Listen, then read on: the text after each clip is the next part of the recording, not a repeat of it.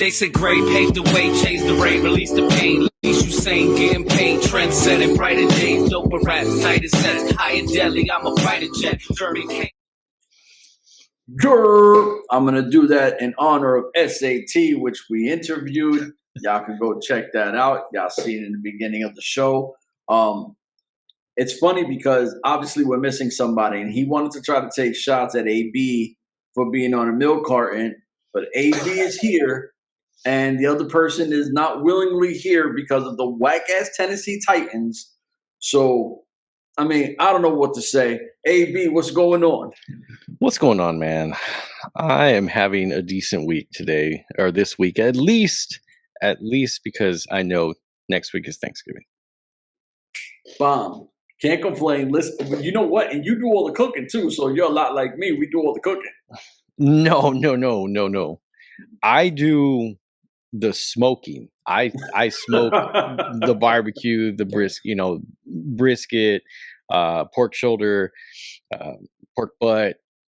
Yeah, anything. I'll smoke anything, man. You give it to me, I can put it in my offset and just smoke it all day. True stick burning offset, not Traeger. I have to throw that out there.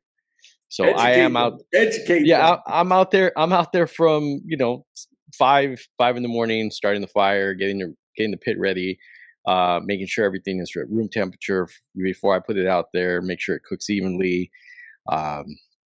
Getting my post stoke ready, and we smoke it, man. I mean, it is true stick burning smoke, not not pellets and you set it and forget it. I got to be out there. I got to be out there all 8 to 12 hours tending that pit. Listen, they don't know, and I know it's not a food podcast. Maybe we're gonna have to do one of those one of these days. But they don't realize how much you're actually out there spraying it. Like messing with it. They don't get the process of making sure nothing burns. Oh man, that process, dude! It takes it's an art. It really is. A lot of people in Texas, they learn from their grandfather. They learn from an uncle. Their dad, whatever. Right? My dad's version of barbecue of smoking was just direct heat type stuff. Shot time. Gotta be. And when I came out and my wife, I met her, she was like, you know how to smoke meat, right? And I was like, I know how to barbecue. And she's like, no, you know how to grill.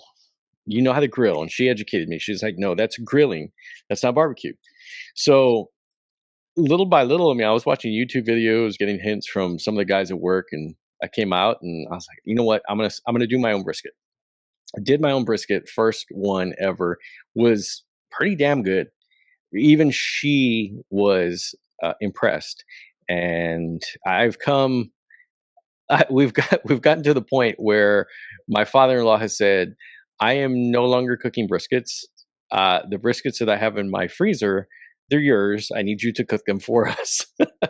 So that's a big compliment. That's a big compliment to me. You know what? And a lot of people, like I said, we're going to have to fucking, one of these days, we're going to have to just come on here and talk some food. But, we do whatever we do. You're having a great week. I'm getting ready for Thanksgiving. You're getting ready for Thanksgiving.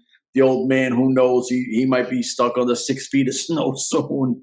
But, yeah, or they might be stuffing him. He might be a turkey. It's what you get when you're not on here, muffins. Yeah, I'm telling you, you're just going to get roasted all day. That's how it's going to get down.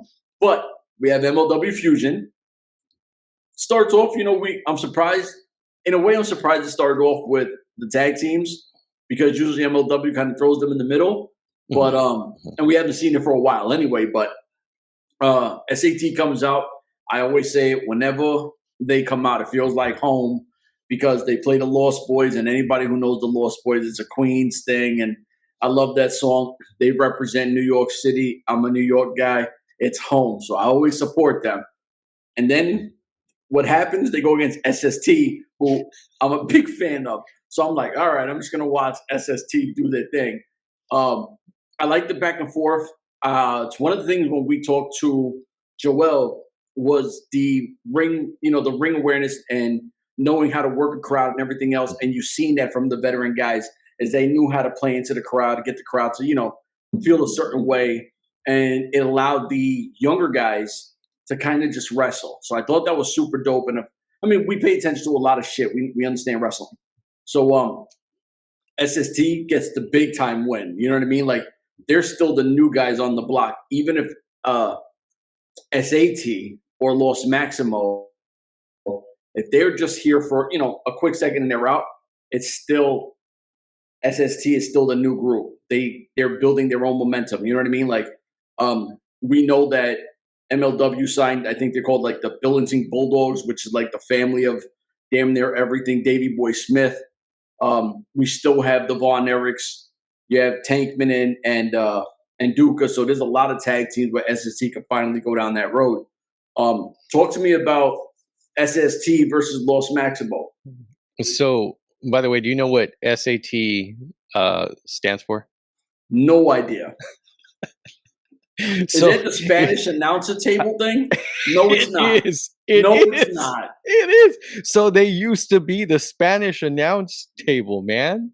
No. Yes. You know, I was listening to the show today, and they did hint on it. And I remember when we were interviewing Joel, he says, yeah, you know, so we used to interview, you know, we were there, and you know, we used to do the Spanish announce, you know, table thing, and it didn't click until I think it was who is it?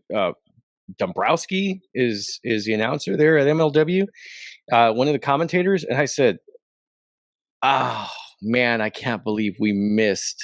I can't believe all three of us missed Spanish announce table."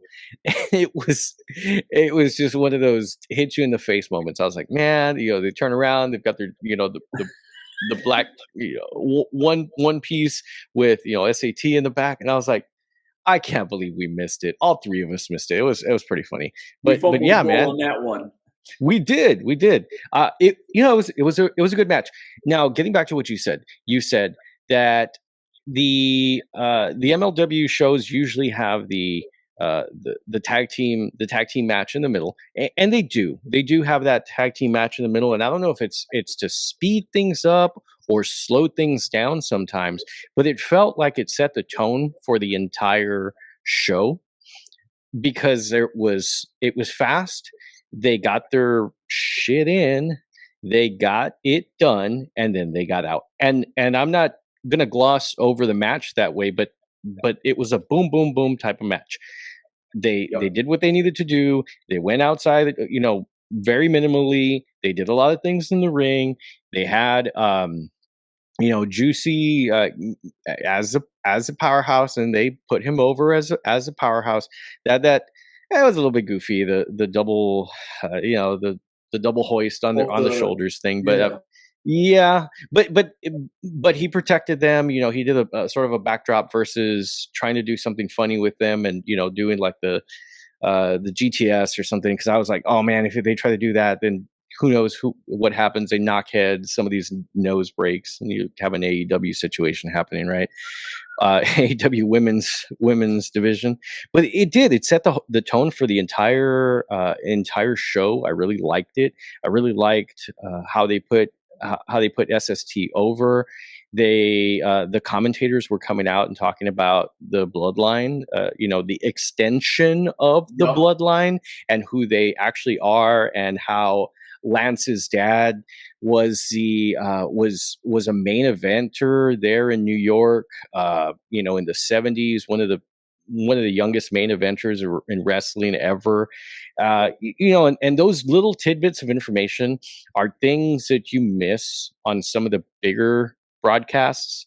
I know one broadcast, what's, you know, the big the E itself, sometimes they're not allowed to say those things, you know, to talk about the territories, to talk about old days of wrestling and other, you know, it's the WWE universe or nothing. And AEW, I think that I think that they could say it, especially since they have Excalibur there. You know, that dude is just the human jukebox, but he'll talk about all of these random things that happen in New Japan and all of these overseas wrestling, but stuff that happened here and in the territories, it hardly references, hardly ever references. Anyways, getting back to MLW, yeah, I really like that first match. I can dig that. My love for wrestling is starting to come back with MLW. It really is.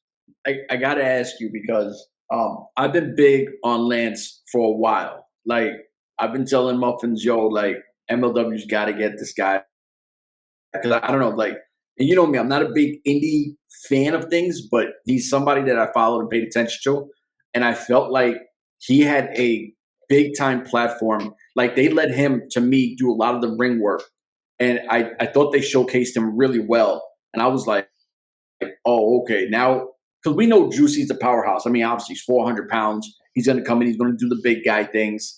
But Lance is so fresh to me, I think, to the scene that by them allowing him to kind of dictate a tempo, I was like, oh, this is going to be real fun if they put the right tag teams to mesh with these guys and bring them along. So I was just curious. I was like, I got to ask the guys, what did you take from Lance's performance? So you said something there that they'll let him set the tempo. I really think that they're setting the tempo for him, and I wonder how much of that is actually the Los Maximos and Joel doing the ring generalship. We saw last week, right? What's his name? Lance. Was his name Lance also?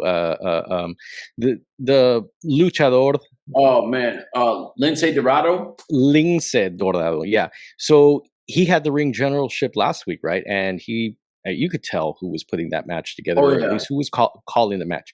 Now with this match today, it just seemed like, of course, they probably put it together, in the back, and you've got a team that's very experienced. It was going to do a job for these new faces of the tag team division.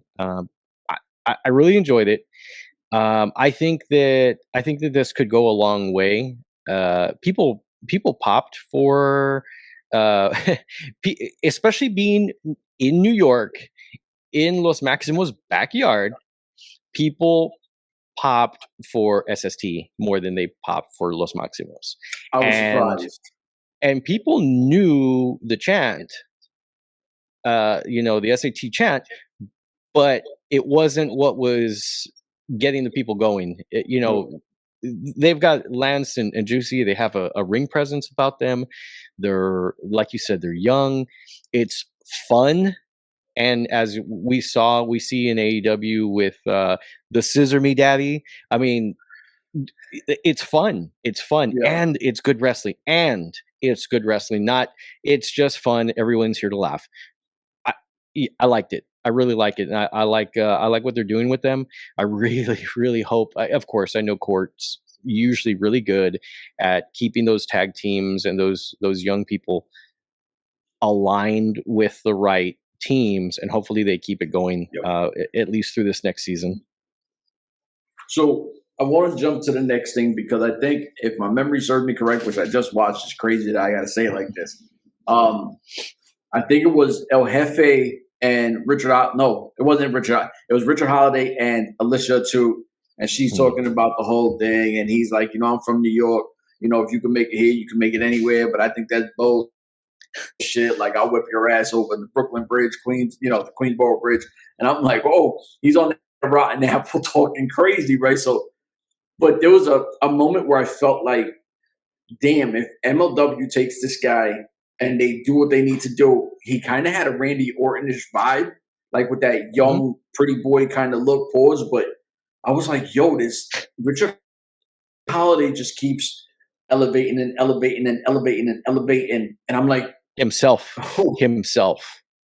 He elevates himself. And remember, we talked about it with the Mount Rushmore, right? He elevated everyone else. It's got to be his time. I was hoping it was going to be his time before the break, but and we talked about it and what could have happened and how it could have been a little bit of mysteriousness of, they beat down Hammer, and how is Hammer going to come back up the mountain to take his belt back? But I think that they did this right. That they prolonged they prolonged the conflict between the both of them, and now hopefully they end up putting the belt on Richard Holiday. But what's confusing is, of course, now you have Fatu as the next in line. So the next in line, and then they just also showed. Here's the hard part is we don't talk spoilers, but MLW makes their own spoilers, right? Like, and they just posted today. I think his name is Yamasato or something like that. Mm-hmm. That he's going to be fighting him as well. So you're like, well, when is Fatu going to, use his thing? Everybody we know, like before up to right now, we know is not winning. So you sit back and you're like, and hear me out. I think that unfortunately, we're all Alexander Hammerstone fans, right? He's a really talented guy, a great open weight champion. But once again, who was he around? He had MJF, and then he had Richard Holiday, right? So you're like, okay, his run, he still had Holiday with him. You're entertained. You're digging it. Without Holiday, I've said it mad times, I think the run is pedestrian at best. Hammerstone does not entertain me as a heavyweight champion. I know he can, but it's not doing what he has to do. And somebody like, let's just say, Alex Kane is holding a belt right now. Well, we'll get to that. And Myron Reed's holding a belt. So you're like, those guys have been doing their thing. Even when Myron Reed's, switching it off, backing on, he's still dominate. He's still fun to listen to. He's still fresh. Like, you're not sitting back going, I'm kind of tired of Myron Reed. I'm kind of tired of Alex Kane. They keep elevating, and it feels like we hit a plateau. And if anything, unfortunately, I think that with Hammerstone, I think he had crazy high value getting the champion and beating Jake Fatu. And with this run, I really feel like it diminished his value, because you sit back and you go, well, if he's not killing it in MLW as a champion, I don't think he could do that over here. I might be wrong, but no, I get it. I get what you're saying. If he can't if he can't perform at that level and carry the company as the face with a smaller company, how is he going to do it in AEW or WWE? Which he's, when you look at his size, when you look at his size, and you saw somebody like carrying Kross in there, right? And carrying Kross he was really good here in these two or three shows that they had. He was really good. But the problem was, if you look at who he matches up against in height and weight, and then you say, okay, well, wait, he's bigger than some of these dudes, some of these big dudes, some of these guys that I thought were big. How is that going to make Hammerstone look when he goes over there? He's going to just look like another guy. So, I could see him going to AEW. I just hate to see him go to AEW and get sat there in dark and, have to do jobs for these mediocre wrestlers that, are. And I want to piggyback on that real quick, because when you have a company, I always say, just say the smaller companies. I used to be a big Impact fan. I'm a big MLW fan. I feel that those companies have to create their own stars, right? Like, you don't got I'm not saying that they don't got bread, but you don't have to go and dive and spend all your money on former WWE guys. Invest and create your own guys, right? Alexander Hammerstone, when you think of him, you think of MLW. You think of Richard Holiday, you think of MLW, you think of Jacob Fatu, and so on and so on and so on. You think of MLW. MJF. AEW, right? Like, to me, Powerhouse Hobbs is an AEW guy, right? Fans love this guy. He was in that pandemic thing. He was getting a quick push. Then out of nowhere, that's gone. The other day, they just kind of crush him out real quick, and you're like, wait, but he's your guy. Like, you created this guy, built him, and fans love this guy. Know your market, know your fans, and deliver. If you take away Powerhouse Hobbs that quick, who's bigger than Hammerstone, what do you do with Hammerstone? Because he's smaller than Brian Cage. He's smaller than Powerhouse Hobbs. Those guys, I mean, even at one point, Brian Cage wanted out. His wife was real public about it. Like, they're doing nothing with my husband, blah, blah, blah. Like, it's crazy. And I agree, see? So, people need to talk, man. This is what we're saying. All right. So I have to disagree when you maybe compare Hammerstone to Brian Cage. Brian Cage looks like $1 million. That dude should be able to draw zero charisma. Yeah. Oh my gosh, horrible charisma. He, the get my shit in. I don't know if you've seen his tights. He has GMS or something like GTMS or something like that across his tights, and it's because he's like, I've got to do every single thing in the world to show everybody how nimble I am as an athlete, and I'm still big. And one of the things that we get with Hammerstone is he really doesn't have to do that. You see. And I brought it up a long time ago, sometime in September, maybe August timeframe, that he was going over to Japan. I think he was over in N.W.A, and the guys that they were putting him with were a little bit smaller, a little bit more nimble. So they were, he was having to change up his game. But when he came back, he was like, I'm going to bring those small tidbits of things and nimbleness and try to incorporate that into my match. Not, I learned this thing in N.W.A and I've got to do it every single match so that you can see that I am, able to do a triple flip off of the top rope, or the buckle or whatever it is. I personally don't like that in Cage because he is so big and he's so intimidating. The dude looks freaking awesome. I need his diet plan, but they're not using him because, well, one, I think that when he got there, the way that they used him, crushing him with the stupid chip on the pay-per-view battle royale match, whatever, casino battle royale is what I think they called it. The way that they did that, I mean, it was literally crushing him. I mean, it was a literal crush. Not only did he have to sit there with the stupid coin on him, and sell that. Yep. But his whole stint here at AEW has just been him under something else. I guess if he goes to ROH whenever that comes up and they do something with him over in RH and whichever faction he's in now, maybe that'd be good. But as far as getting back to Hammerstone, how does he fare in another company? I think he would fare better than Cage. I think that he has more charisma. I think if they put him with the right people, I would love to see MJF, Holiday, and Hammerstone together. I would love to see them together in AEW, but the problem is it sort of brings MJF down a little bit. Although he may elevate them, I could see them being a faction, but then again, AEW, so many damn factions. Anyways, we'll keep it on the MLW stuff, dude. On the MLW stuff, I hope that they take the belt off of him. It's for the best of the company. I love Hammer. I want to see him maybe working with the right people. Maybe Davey is helping him in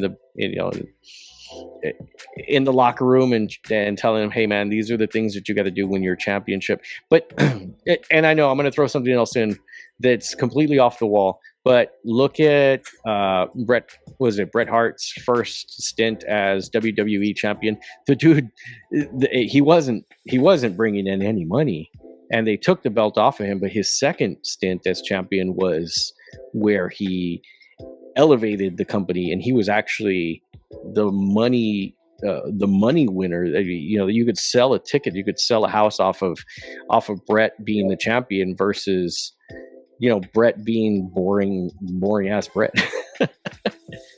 No, I agree. I agree. I've also never been a fan of Bret Hart, but you know, it is what it is. I gotta go. You know, like, listen. So I think, well, what should we talk next? Because there was a few things I want to pass up. Brittany Blake, because when we talk later, a quick women's show for Wednesday, so I want to leave that Taya thing out. You've seen the Hammerstone and Duka thing right now. I like how they're kind of making EJ seem like he's a heel. Like, you know, they keep showing the up close space after he double clothesline, two guys get eliminated, count one of them, and he smiled. Now they show them kind of like right before an elevator, and they're like, you know, what up? And it's kind of like you can see there's a little bit of tension. And, you know, it goes into him, you know, then you see him with Hammerstone. He's like, I want my shot. He's like, oh, you know, Cesar's doing this, Cesar's doing that. Another person gets knocked out by someone. There's another card. And then, you know, he's talking to Cesar, and Cesar's like, yo, look, dude, like, you know, I want you fresh. I want you this, you know, for my main event, blah, blah, blah. Going right before we go into Kross, we even seen it play in with Myron Reed when he's being talking to with Samuel Turner. And he sees Tank, and he's, I don't know why you're so hostile with me. Young man, did you dirty? You know what I mean? Like, so you see, it feels like the making of the end of Hustle and Power, like, because everyone's throwing the bug in the ear. And eventually, I do think these guys are going to turn on each other, and I think way sooner than later. Yeah, you know, and it starts putting a big what if and into the heavyweight division, and maybe even the openweight division, right? I think Davey's done a really good job of showing that belt around and showing that MLW has an openweight championship, and that you know, he's taken it to a couple of other promotions, even some pay-per-views for other promotions. So that's really good. So it starts putting those people in the mix, right? I think that Hustle and Power are probably going to break them up. You know, and that's why you have S.S.T coming up. Who knows if the Von Erichs are coming back into that mix? So it allows them to separate and have a plan for the those tag team champions. I have a feeling that that Nduka. So it was a little bit weird when Myron Reed was talking with what was her name, Sam Laterna? Sam Laterna, yeah. You know, yeah. When he was talking with her, he sort of mentioned where did Nduka get that watch from, right? And is it leading to? Of course, I understand they're gonna split them up.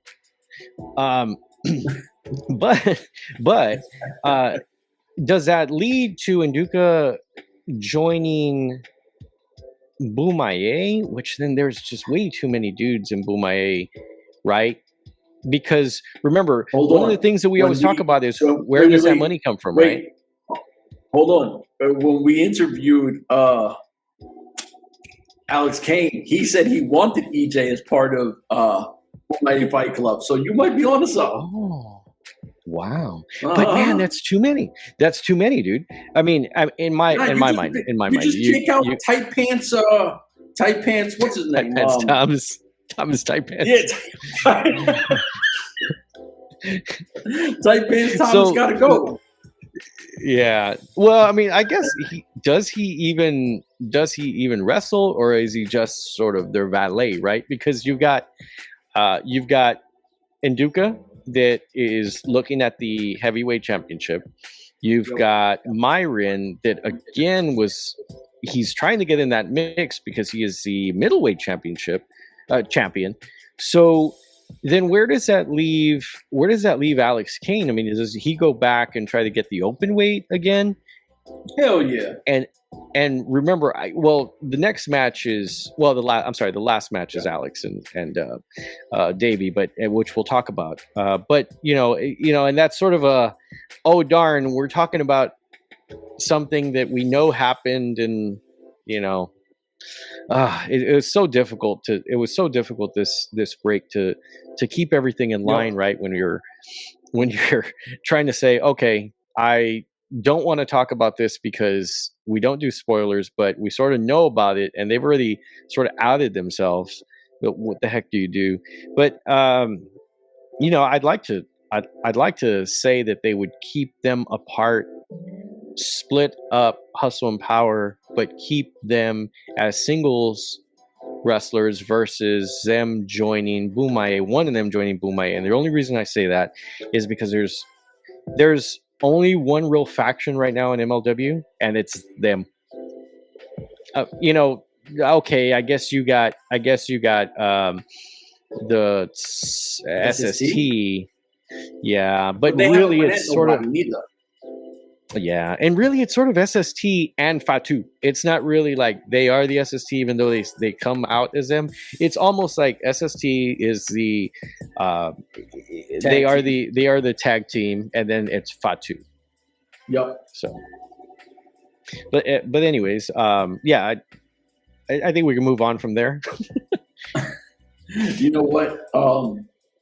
Now this match, I love Matt Kross, right? Like this, I'm a big Matt Kross guy. I think Matt Kross is super talented.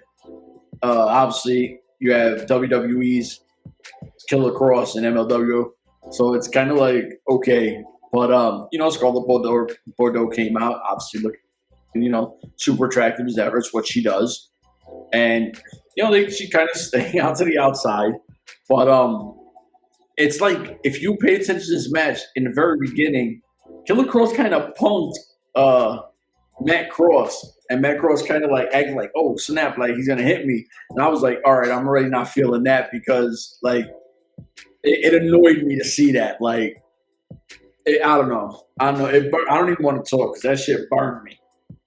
I'll tell you what annoyed me a little bit was seeing how big. How big Karrion Kross or Killer Kross was as compared to Matt Kross. You know, I've been to a couple shows and I see guys and I'm like, it's, you know, it's a pretty good sized guy. And I touched on it a little bit earlier, but Karrion Kross is pretty dang big, man. Yeah. I mean, he's pretty dang big. And if he is regular sized in WWE, then I can see why people say that some of the AEW wrestlers are small. And I've always said that it's hard for me to cheer or believe a wrestler that is smaller than me, and I'm not a huge guy, but a smaller than me being able to take on a giant without being like super nimble or whatever it is. Anyways, so you got Matt Kross there, super technical, good, you know, basics. He's been around for a while. I liked him when I saw him in Dallas. I think that he is an MLW wrestler. He's there to put people over. He goes in, does his job, and then comes out. But there was something lacking about this match, especially coming from the tag team match that we just watched that set that high pace, good tone, in and out. People love it, to then I was a little bit slow. It was a little bit, you know, technical. I mean, yeah, the other thing that I didn't like about the pace of the match and the whole match, the way that it was put together, was it felt like Karrion wasn't letting Matt build up any steam, like any steam. He didn't let him get any offense. I'm not going to say he made him look stupid, because it was, you know, you've got the Davey and David and Goliath thing, right? He's huge. Matt is small, and it's not believable when you get too much steam and too much offense on a dude that big. And of course, we all knew that he was going back to, was all going to go back to WWE, right? It was only a matter of time. And it was going to be really hard for him to say, oh, I'm going to come over here and I'm going to do a job for these dudes, or I am going to get beat by these dudes, or even let them get any offense on me. I think it did a really good job for Carrion, but I don't think it did a really good job for Matt. It did nothing for Matt Cross. And also the thing that got me was they were like, the dream match possibility of somebody like Cross versus Hammerstone. And it was like, why would we even say that? And you meant Killer Kross, right? Killer Cross, yeah. Yeah. Okay. Remember, this one was Kross versus Kross. So yeah. I don't. That possibility, I don't know if that ever happened. I mean, maybe on the independents, but I have no idea. Yeah, I don't really see that being any sort of dream match. I could see Fatu and Killer Kross. I'd love to see that. That's a dream match. Carrion and Enzo, because I'd really love to see him, press him over his head and just throw him out of the ring. I showed my disdain for and Real one, whatever. Yeah. On our last show, you could definitely see it. Yeah. And that he did his job. We talked about it also, right? He did his job. He made me frustrated with him, which is what a good heel should do. And that's great. I'll take it. If you don't like somebody because they are doing their job, then they're doing their job. Exactly. Cool. So, like I said, that I 100% agree with you. You go from a great first beginning to whatever, and then you have your main event. Now, the one cool thing is, like, we bang out with Alex Kane. Alex Kane's a big homie. I was gonna come on here, be a little goofy with it, kind of, the ref with a shitty breath, and he speed counted it. But then I was like, you know what? Like, watching this, now you played sports, I played sports. You made a funny reference that, facts. That I was like, wow, it's a great reference when you said, your dad was like, well, if you're not good enough to play against the big boys, why would you create your own team, and beat up on lesser talent? When you play against the good guys, right? And now we can talk about the main event. Alex Kane has had a really good run as the Openweight champion. Davey Richards, and this is not a shot to Alex Kane. This is my guy. I love Alex Kane to death. Davey Richards has been a champion all around the world, and that says a lot. Like, this guy is highly decorated. There's no bad nothing about him. Locker rooms love this guy. Like, he's that veteran you want around. He's that great guy you want around. And amazing wrestler, obviously. But if you watch this match, this was a pay-per-view worthy match. These guys went all out. It was an amazing match. There was a few, close calls. I do think that, the ref did make a mistake at one point. That looks really cool. And I was like, we knew Alex Kane lost this match, right? But I got so invested back in this match that I was like, damn, you know what I mean? Like, I remember he was going to lose, and I was cool with the loss because of how great that match was, and also how great Davey Richards made Alex Kane look as well, because it's a two-way street. He could have said, look, I'm a veteran. I want my shot at this, and I just want to look good. But he allowed Alex Kane to best him, just not beat him. You know what I mean? Like, and people go, oh, well, what do you mean? How can you best somebody? Because he pushed him to the brink, and it just made Alex Kane look so much more credible at a very young age. This is that match you want, and he got it.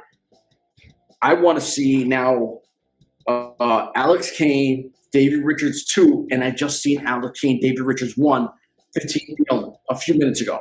I didn't realize. I was sitting there with my daughter, right, and I'm watching the show, and I'm just like, okay, I got to watch this, and I got to try to take mental notes and play with Barbies too, because the little one wanted my time, right? And I said, okay, what time is it? Okay, it's 7:30 my time, and I'm like, wait, there's only one more match. There's no way that they're going to go 30 minutes. Like, there's no way. I was like, okay, they're going to slide something in, or it's going to be, commercials, or it's going to be, something in the back with El Jefe. Nope. It was pretty close to a 30-minute match. Pretty close. I didn't get the exact time. It allowed both of them to show their abilities, their athleticism. It started out the way a wrestling match should start, with actual wrestling. There were really good moves. It wasn't anything unbelievable. It wasn't anything crazy. You then have somebody doing the hold my hand and I'm going to walk across the top rope type thing. It No. was a really good MLW Fusion wrestling match. And they sat there and they put a vignette or a little screenshot of Davey, and it said hybrid wrestling, right? Hybrid. And that is what they did.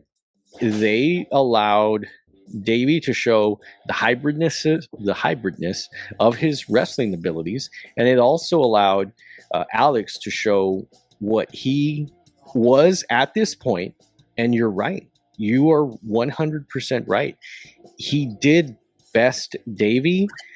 It was 3 things in a row that Davey had to hit those 3 things in a row in order to get Alex down. It wasn't, we're gonna have this great match, and then all of a sudden you're gonna take this one shot at me, and all of a sudden I'm just gonna be laid out on the floor for no reason. It made sense. It was a good match. I was interested in it. I'm gonna have to go back and do a little bit more detailed digging on it because I want to see. I think it does show Alex's his ring presence, his abilities at this time, and I think that the scrubs that they've been feeding him up to now haven't shown that. And luckily, they have Davey there. Because I remember we talked about, what's Davey going to do? What is he, what are they buying with him being champion? Why would they give it to him? He's not even MLW. He's just going to come in for a cup of coffee. And then he started proving us wrong, right? Because he stayed a little bit longer and a little bit longer. And then he started showing the belt everywhere. And, when you look at another champion like Taya, and she doesn't show that championship anywhere, then you say, man, that was smart. That was really smart. That is going to elevate that championship, and hopefully once Alex gets it back, it's going to be another great match. And who knows, maybe this will be a pay-per-view. That's really what I hope. Which Court has teased that when on that whatever the new Alicia 2 thing is, they talked about how the figures are coming and everything looks cool, and they're working the free stuff, and they want to lean towards eventually doing a pay-per-view. But like when we were talking, like you were talking about Davey Richards, when you think, Davey Richards' run, like what has he done significant in MLW? He had a few good matches leading up to the Opera Cup, which is still missing. But when you think of Hammerstone, what's the one fight you sit there and go, oh, it was a great match? Davey Richards. So Davey Richards is doing everything you want from him and more. And you sit back and you're like, wow, that's why we got this guy, right? Like he put over people, and now it's his time. Now, the crazy part is we knew that this belt was dropped July. So, he took that to N.W.A. twice, a bunch of independents, and you're like, okay, he's promoted it long enough. Now, technically TV-wise, it's only, an hour ago. You know what I mean? Like he won it an hour ago. But when you look at it, you go, okay, there's time, they have enough film. And Court kind of also said that we want to, do things with Dragon Gate. And I'm like, okay, you could probably see Davey Richards going over there doing a show or two. But I really think we got to get Alex Kane back the belt. And I know it sounds mad dumb because Davey just won it an hour ago. But we all know that was months ago. Like, this is where we got to be honest. And if people don't like it, that sucks. But he's been touring this belt. You know what I mean? We've seen him tour this belt. So yeah, I've actually seen him a couple of times in San Antonio bring the belt with him.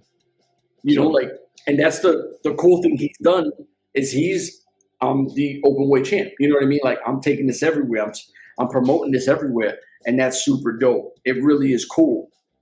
But as of 2023, which is where we're going to have to probably wait for whatever next is coming with MLW and the openweight title, here's where it's kind of scary because Now Bomaye lost its big belt.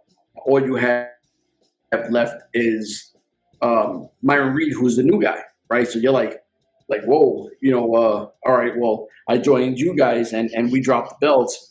Tight Pants Thomas, that's his name from now on. Like, Tight Pants Thomas, to me, he didn't do what a heel manager's supposed to do.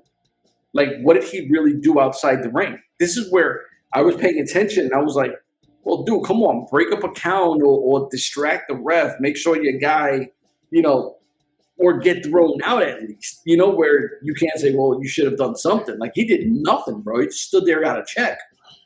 So I hope that point, it comes back, right? Of course, we don't know what happened in the other shows. We weren't there. I really, really don't know anybody that besides Miss Ashley that we were talking about last week that was there at any of the shows. And of course, we don't do spoilers, so we're not going to even talk about it. If we find out, we find out, right? But I would love to know if something happened in the back where they started digging on Thomas and they started telling him, hey man, you gotta, you needed to do this and you needed to do that. And then in the second match, in the rematch, he wins the title back. When maybe Alex wins the title back, he wins it back doing heel shit, right? And Mr. Thomas does what he's supposed to do, does those heel moves to win it back. And then the problem with it is the rubber match, right? Like if they did a third match with it, then Alex would have to win that cleanly in order for it to be respected. Or Alex, like you said, he wins it clean, but he goes face, and Davey Richards kind of passed the torch kind of thing to him. Okay, I can see that. Although he works better as heel, his face just works better as a heel. I love Alex Kane as a heel. Yeah. No, I would love that. One thing I'm going to say on the match, because I mentioned it earlier with Karrion Kross and Matt Cross. Davey Richards, they list him at I think 5'9". The dude is he's built. He's solid. He looks like he could play. Yeah, he looks like Christian McCaffrey size. But Alex, I don't know why. I was thinking that dude was like 6'2", 6'3", and they do not have a huge height difference. I think most of the height difference was his hair. Now, it's weird because I've been around Davey Richards, Jesus Christ, over 40, 50 times, right? Like, I lived in the Impact Zone. I was always around him. He's not much taller than me, and I'm 5'7". So I don't think the 5'9" thing is accurate. He felt more like 5'7", 5'8". And Alex Kane looked not much bigger. Like, obviously, if you stick them to, he's wider than him. Pause. But, like, it didn't look like 6'2" versus 5 foot, 8 or 9. Like, yeah. It didn't look like the Karrion Kross versus Matt Cross thing, right? Yeah, there was a huge height. That was freaking David and Goliath. Yeah, no, that was completely off. I had a couple of other things that I wanted to bring up. Not really about this match, but I really think that we touched on a lot of things that hopefully we can come back and circle back when Mr. Muffins is here. Mr. Muffin tight pants. I've never seen his pants, by the way. So, anyways, I'd really like to get his opinion on there. Unfortunately, he wasn't able to jump on. Like, his opinion is, bro, like, not for nothing. Like, half the time he talks, I just want to go to sleep. You know what I mean? Like, I'm like, come on, man. Like, put some bass in your voice. Talk. Let people know what it is. Not, Let's talk about some smoking. Mira, you know what I mean? Like, come on, man. So it was all together. I think it was a really good show. It was a really good showing for MLW. I think that 3 weeks in a row, I've seen wrestling. from Yep. MLW, and I've started enjoying it because it's stuff that's coming out on Wednesday night. I just don't like it. I don't know if I'm just a homer for a couple of wrestlers there. Maybe call me a mark for them. Real, fuck AEW. That shit is trash. It's not good altogether. It's not a well put together show. Some of the storylines just don't make very much sense. That when you write a book, right, you've got to end a chapter and say, oh, but what happened? There was a missing, there was a loophole here. How are they going to fill that? And that's not happening in AEW. It's just like, you remember the old cartoons where you just see like groups of people trying to run away from each other, and it would just, the little jerk would come up and you'd see him run one way and run the other way. That's what I feel like AEW does. It's just running back and forth and back and forth, right? It's because I read MLW on the screen there. I can't get into it again after about, I don't know, a month and a half ago.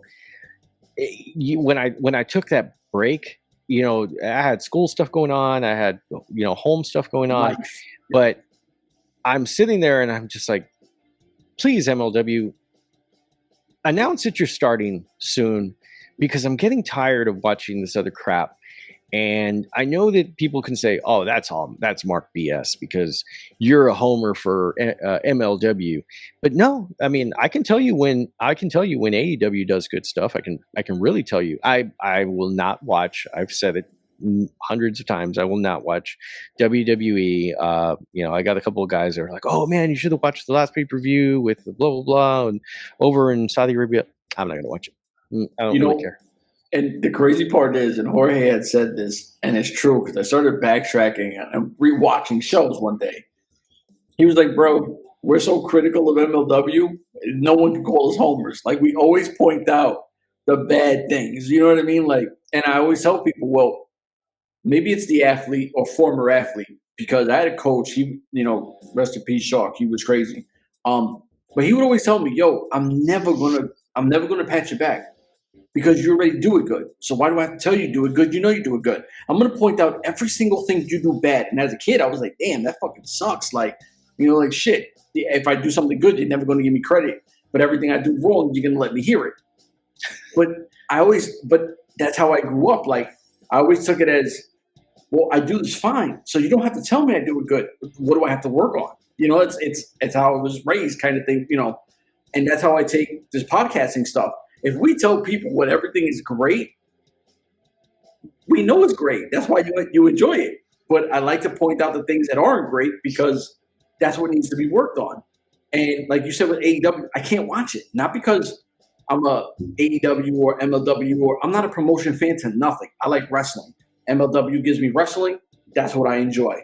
AEW is a hot mess, and I'm not going to do the should they have done this or should they have done that? But they recently got Jeff Jarrett, which I forgot what his role is. And I'm like, cool, that makes sense. Sure, cool. Because Tony Khan don't know what he's doing. But if I was Tony Khan, I'd literally bring in Eric Bischoff and be like, look, dude, you don't like Eric Bischoff? Well, so look, man, you know what? Is this like a can of worms thing? No. The thing with Eric Bischoff, right? I think when I was younger, I liked Eric Bischoff, and I liked that style of wrestling that he put together. But Nitro and Thunder really, really did something to me, because I came from that Hulk Hogan, Randy Savage, WWF era, and then I went away from wrestling because I was playing sports. And about the time I was about 14, 13, I started seeing Hulk Hogan, Randy Savage on another channel. And I'm seeing all these other guys going with them. And I was like, hey, man, this is really cool. This is really cool wrestling. And I think that they could have had something special there. But you had too many wrestlers going in there first. And that's exactly what AEW has. You have too many of them that have creative control, the same thing that AEW has. You have too many of them going over there with big egos, and you've got too many faces and alphas. I'm not going to say that that's what AEW has, right? Well, no, what I meant with Eric Bischoff, he's highly respected in this industry, right? So, like, as a talent personnel, like to handle talent is what I think his role would be. I would actually let Jeff Jarrett be more creative. Like I said, I've had conversations with Jeff Jarrett, and it's not like I'm the coolest guy on the block. But when he spoke at a level that I was like, whoa, like he understands every thing. I'm not saying he does it great or he's better than everyone else, but he understands the business. Tony Khan is he's a fan. He's a fan with daddy's money. Like he's playing with house money. He's a rich us. Yeah. Like I mean, if we had money, if we had that money, me and you could go and say, you know what, we're going to get MLW. We're going to buy MLW. Court, you could still put it together, but we're going to pull the strings back here. We want MJF back. We want Davey Boy back. We want Selena back. We want whatever, and whatever you were doing before the big break with COVID, we want you to do what you were doing there again, and now you're just going to have all this money. Or you're going to have all of this funds to go and be able to play with. So anyways, yeah, the reason why Jeff Jarrett knows all of those things, I think you know this, but it's his family, right? I mean, the dude came from a wrestling family, so he knows every aspect of wrestling, not just wrestling itself. He knows. Yeah, it is. It's how to put a match together, how to put a program together, why people should work together, why a person should win, probably, but a person should be broken away from a faction or a team when somebody needs to swerve. I would love to see him do stuff like that. But let me ask you this. They would then have Jeff Jarrett. They would then have, if they brought in Bischoff, right? Your dream booking. You would end up having a Bischoff. You'd have Jarrett, and then you also have William Regal in the back. That's a lot of ego. That's a lot of ego. That is a ton of ego, especially with Eric Bischoff. I mean, that dude's head. I don't think that you could put a helmet on that head. You'd have to call Rydell and ask them to special order that. You know what? It would have to be like one of those big old foam hats. Before we talk to ladies, huge, man. Before we talk to ladies, just say the three egos are back there, right? If William Regal kicks the chair from behind him like he was some tough kind of gangster, and Eric Bischoff got up, who wins the fight? Oh, Regal. Regal wins the fight, man. Regal wins the fight. Like, yeah, I think that dude's a legit fighter. Really? I do. I think so. I think that he's got Bischoff is more. I think it's the act that he's put together of. So I'm you a don't badass. think Bischoff knows karate like he did at 95? Oh, Jesus Christ! Who did he go against, dude? Who did he go against? Because I remember, didn't he go against the cat? Yeah. And then I think him and like, I don't remember. It was somebody random that he random.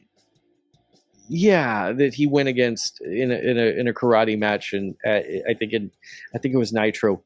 But yeah, no, I mean, I haven't liked him in a long time. I just have grudges that I hold forever. WWE has one grudge, and Bischoff has the other one. That's just me. If somebody responds and somebody says, "You don't know what you're talking about," I will tell you that Eric Bischoff knows wrestling, and he's always known wrestling, and blah blah blah.